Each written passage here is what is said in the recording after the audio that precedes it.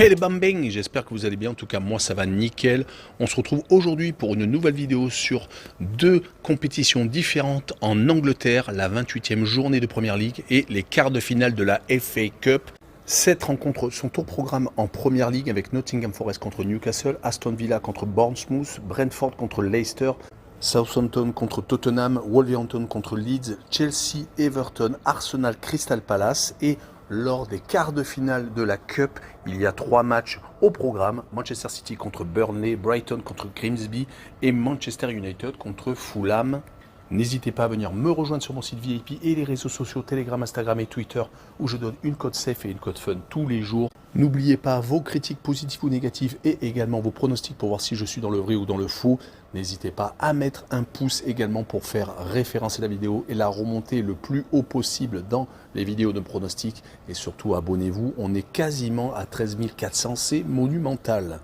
On fait un point sur le classement et Arsenal est premier avec 66 points. Deuxième Manchester City avec 61, donc 5 points de retard. Troisième Manchester United avec 50 unités. Quatrième Tottenham avec 48 points. Cinquième Newcastle avec 44. Sixième Liverpool avec 42 qui a fait une énorme remontée mais qui est tout de même juste au-dessous des grosses places européennes. Septième Brighton avec 42 et huitième Brentford avec 41.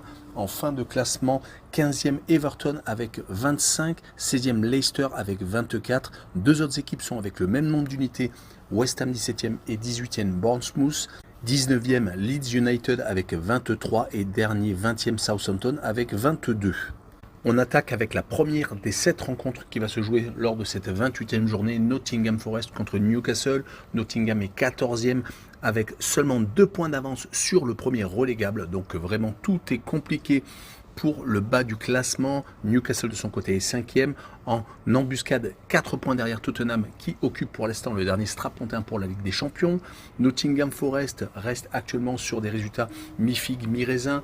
3 défaites toutes à l'extérieur à Fulham, à West Ham et à Tottenham. Heureusement 2 matchs nuls, 2 partages de points contre Everton dernièrement et surtout contre Manchester City, un but partout qui fait énormément de bien. Ils ont donc tendance à être quand même largement meilleurs à la maison même s'ils ne gagnent pas, mais à l'extérieur c'est très compliqué. Du côté de Newcastle, ils viennent de stopper une hémorragie qui les faisait redescendre au classement. Ils viennent de battre Wolverhampton 2-1. Ils mettent fin à une série de 3 défaites consécutives, 2 en championnat contre Liverpool et Manchester City, quand même 2 gros morceaux sans marquer de but par contre. Et la défaite également en finale de League Cup contre Manchester United, également sans marquer de but. Et les scores y étaient à chaque fois de 2-0. On notera quand même qu'ils sont très solides à l'extérieur, ils ne perdent quasiment jamais. Une seule défaite sur les 5 derniers déplacements, c'était à Manchester City dernièrement, sinon une victoire à Leicester et 3 matchs nuls à Arsenal, à Crystal Palace et à Bournemouth. Sur ce match-là, je les vois bien partager les points avec Nottingham Forest et faire un but partout. Et je verrai les deux équipes marquées avec une cote à 2,02 assez intéressante. On continue avec Aston Villa contre Bournemouth. Aston Villa est 11e actuellement avec une série assez convenable lors des 5 derniers matchs, toutes compétitions confondues. Ils ont commencé par 2 défaites, on continue par 2 victoires et restent sur un match nul à West Ham. Les 2 victoires ont été contre Everton et Crystal Palace, des équipes de deuxième partie de tableau. Du côté de Bournemouth, on a exactement le même type de résultat, 2 victoires, 2 défaites et un match nul, sauf que ce n'est pas dans le même ordre. Le point positif est qu'ils viennent de battre Liverpool 1-0, mais ils restaient sur 2 défaites consécutives contre Manchester City et Arsenal. Ils ont donc eu un très gros calendrier. Ils espèrent, avec ce déplacement à Aston Villa, prendre quelques points car leur classement de 18e montre qu'ils sont vraiment très mal en points. Ils sont tout de même à égalité de points avec Leicester et West Ham, donc tout est encore jouable. On notera qu'ils n'ont gagné qu'une fois lors des 5 derniers déplacements, c'était à Wolverhampton. Mais les dernières prestations comme la défaite 3-2 à Arsenal alors qu'ils menaient 2-0 et donc cette victoire contre les Reds, ce sont tout de même de très bonnes nouvelles, mais je vois sur cette rencontre Aston Villa s'imposer 2-1.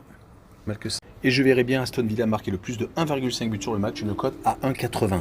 On enchaîne avec Brentford contre Leicester. Brentford est 8e alors que Leicester est 16e. En temps normal, ça devrait être l'inverse. Brentford fait partie des équipes à prendre au sérieux, un peu comme Brighton. Quand on voit leurs 5 derniers résultats, toutes compétitions confondues, c'est 2 victoires contre Fulham et à Southampton, 2 matchs nuls à Arsenal et contre Crystal Palace et une seule défaite, c'était à Everton. Mais Everton a le couteau entre les dents actuellement. On notera que sur les 4 dernières réceptions en Première Ligue, c'est quand même 3 victoires et un match nul. Leicester se présente chez eux, ils sont en difficulté, ils sont 16e à égalité de points avec Bournemouth qui est le premier relégable. Quand on voit leurs 5 derniers matchs, toutes compétitions confondues, une élimination en FA Cup contre Blackburn Rovers, une équipe de Championship, et 4 défaites contre Chelsea, Southampton, Arsenal et Manchester United. On peut dire que leur calendrier a été assez compliqué, mais tout de même, surtout qu'ils vont se déplacer dans la foulée à Crystal Palace. Donc attention à Leicester. Mais sur cette rencontre, je vois Brentford s'imposer 2-1 et je verrai le draw no bet avec le pari remboursé ici, match nul avec une cote à 1,41. On enchaîne avec Southampton dernier avec 22 points et 2 points de retard sur West Ham, premier non relégable, contre Tottenham 4e avec 48 points et pour l'instant dernière équipe à avoir un strapontin pour la Ligue des Champions. Southampton essaie de s'accrocher le plus possible au maintien ou à l'espoir au moins de ne pas descendre en Championship. Sur les 5 derniers matchs de Première Ligue, il y a 2 victoires, une contre Leicester à la maison contre une équipe aussi qui est en difficulté, un match nul à Manchester United et surtout une victoire à Chelsea. Ils sont donc beaucoup mieux ces derniers temps quand ils se déplacent. À la maison par contre, ils ont perdu contre Southampton, ils avaient également perdu contre Leeds, une autre équipe en difficulté. Vont-ils réussir encore un résultat contre une équipe du top 4 comme ils l'ont fait contre Manchester United et dernièrement donc contre un autre gros bras Chelsea? Côté Tottenham, ils viennent de gagner contre Nottingham Forest 3-1. Ils ont par contre été éliminés de la Ligue des Champions par le Milan AC ayant fait 0-0 au match retour après avoir perdu 1-0 au match aller. Mais si on prend les 5 derniers matchs de Première Ligue, 3 victoires toutes à la maison et 2 défaites toutes à l'extérieur, dont un 4-1 encaissé contre Leicester City. Mais comme les Hotspurs sont une équipe totalement irrégulière à l'extérieur, je les vois perdre 1-0 à Southampton et le moins de 2,5 buts sur le match, une cote à 1,81. On poursuit avec Wolverhampton contre Leeds United, 2 équipes de bas de tableau. Wolverhampton est 13e avec 3 points d'avance sur le 18e premier relégable et Leeds United est actuellement 19e à 1 point de West Ham qui est le premier non relégable. 2 équipes qui sont donc dans le même bain. Ils ont actuellement le même type de résultat, une victoire, 3 défaites et un match nul, même si ce n'est pas dans le même ordre. Et Leeds reste sur 3 matchs sans victoire, 2 défaites à Fulham et à Chelsea et un match nul à la maison contre Brighton, alors que Wolverhampton a gagné sa dernière réception, c'était Tottenham, 1-0. Mais par contre à l'extérieur, ils viennent de s'incliner 2 fois consécutivement à Liverpool et à Newcastle. Donc sur cette rencontre, je vois bien Wolverhampton s'imposer 1-0. Et je verrai les 2 équipes qui ne marquent pas avec une cote à 1,83. On continue avec Chelsea contre Everton. Chelsea est 10e, Everton 15e. Everton est loin d'être sauvé. Un seul petit point d'avance sur le premier relégable.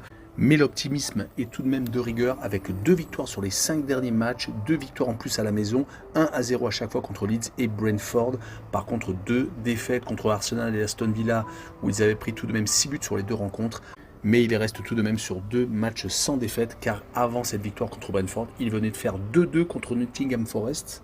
Mais le problème est qu'ils vont se déplacer à Chelsea, qui vient enfin de trouver la bonne formule.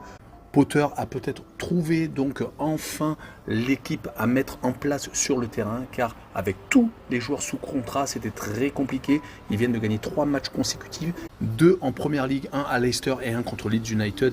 Et surtout, ils se sont qualifiés pour les quarts de finale de la Ligue des Champions, battant 2-0 Dortmund, renversant la situation après leur défaite 1-0 à l'aller. Sur cette rencontre, je verrai bien une victoire des Blues 2-0. Et je verrai Chelsea marquer le plus de 1,5 but sur le match, une cote à 1,72. Et on finira avec cette 28e journée de Première Ligue et Crystal Palace qui se déplace à Arsenal. Arsenal vient de subir une grosse déception, une élimination en 8e de finale contre le Sporting du Portugal au pénalty. Après avoir fait 2 buts partout au match aller, ils viennent de faire 1 but partout après prolongation et donc les pénaltys ont départagé les 2 équipes. Pourtant, Arsenal restait sur de très bons résultats en Première Ligue. Ils avaient réussi à gagner leurs 5 derniers matchs, des victoires assez intéressantes à Aston Villa, contre Everton ou contre Bournemouth, à chaque fois au moins 3 buts de marqués. Et surtout la victoire 3-0 à Fulham qui a montré que Arsenal pouvait largement garder son avance sur Manchester City. Leur adversaire du soir est Crystal Palace qui est 12e, qui est à seulement 3 points de la relégation. Donc attention à Crystal Palace. Surtout que sur leurs 5 derniers matchs de Première Ligue, 3 défaites consécutives et 2 matchs nuls en début de série. Pourtant, les adversaires étaient Liverpool ou Brentford, des équipes qui sont actuellement en forme. Mais les défaites contre Aston Villa, Manchester City et Brighton font mauvais effet, à chaque fois sur les scores de 1-0. Sur cette rencontre, je vois Arsenal s'imposer 2-1, un peu dans la douleur, avec peut-être la fatigue de la Ligue Europa. Et je verrai le plus de 2,5 buts sur le match, une cote à 1,72. On continue avec les quarts de finale de la FA Cup avec la première rencontre qui se déroulera le 18 mars. Manchester City contre Burnley. Manchester City est actuellement second du championnat de Première Ligue.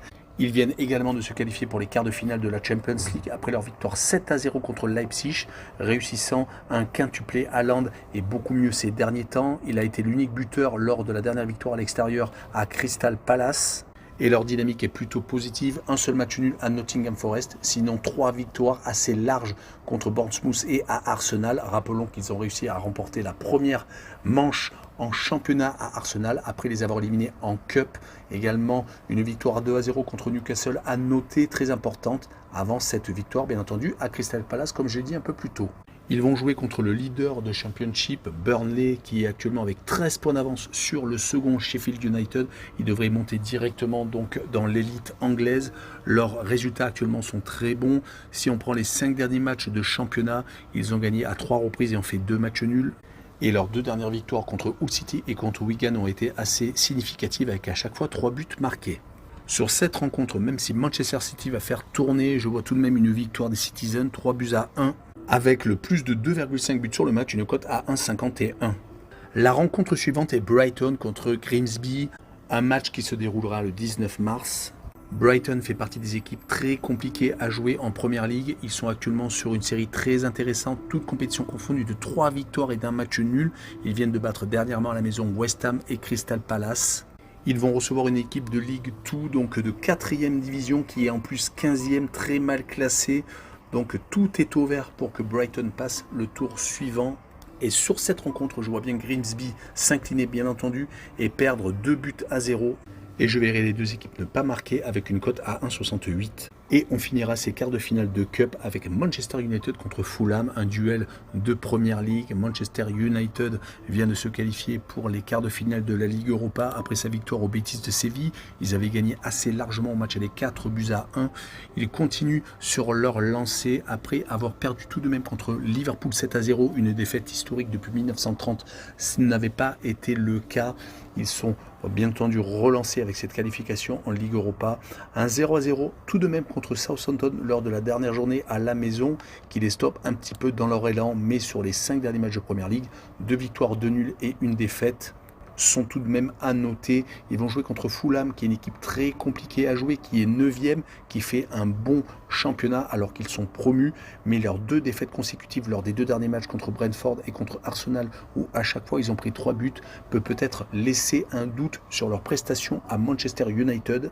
Mais on n'oubliera pas que leur bilan sur les 5 derniers matchs de Première Ligue est assez convenable, 2 victoires, 1 nul et 2 défaites. En tout cas, si Manchester United veut gagner ce match contre Fulham, il va falloir mettre autre chose que donc les derniers matchs à la maison, comme contre Leeds ou Southampton. Mais je vois une victoire dans la douleur, 2-1 de Manchester United avec le moins de 3,5 buts sur le match et une cote à 1,46. Voilà, on en a fini avec cette vidéo. N'hésitez pas à venir nous rejoindre. Tchou les bam bang!